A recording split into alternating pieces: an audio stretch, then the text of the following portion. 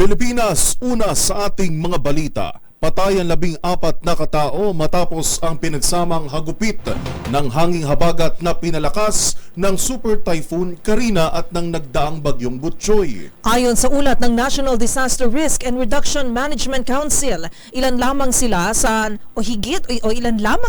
nasa higit 1 milyong individual na napinsala ng mga nagdaang sama ng panahon. Ang buong detalye ihahatid sa atin ni Edniel Parosa.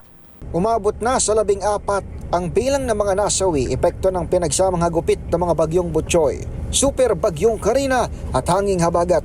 Ayon sa NDRRMC, 8 sa mga nabanggit ay beripikado na, habang 6 naman ang bagong pasok na report na casualties kasunod ng pagbaha sa malaking bahagi ng Luzon nitong Hulyo 24. Bahagi ang mga ito ng higit 1.1 milyong kataong naapektuhan ng 3 sama ng panahon hanggang sa nabanggit na araw.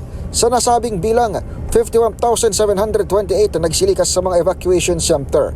Dito sa Marikina, makapal na putik ang tumambad sa mga residenteng inabot ng lampastaong baha sa mga barangay ng Tumana, Santo Niño, Barangka, maging sa Province Village. Yung mga equipment namin, maliban sa ibang hindi talaga mailabas. So yun lang ang naabutan ng baha.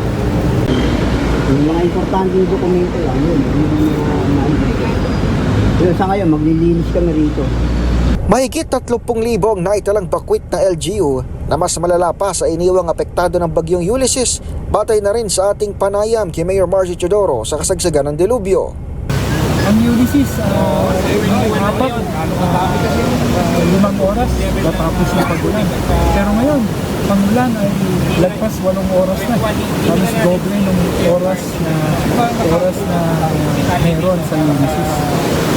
Inatasan naman na umano ni Pangulong Bongbong Marcos ang iba pang LGU sa Metro Manila na umalalay sa Marikina, lalo't deklarado ang state of calamity sa buong Kamaynilaan. Para sa MBC TV Network News, ito si Edniel Parosa, una sa Pilipinas, una sa Pilipino.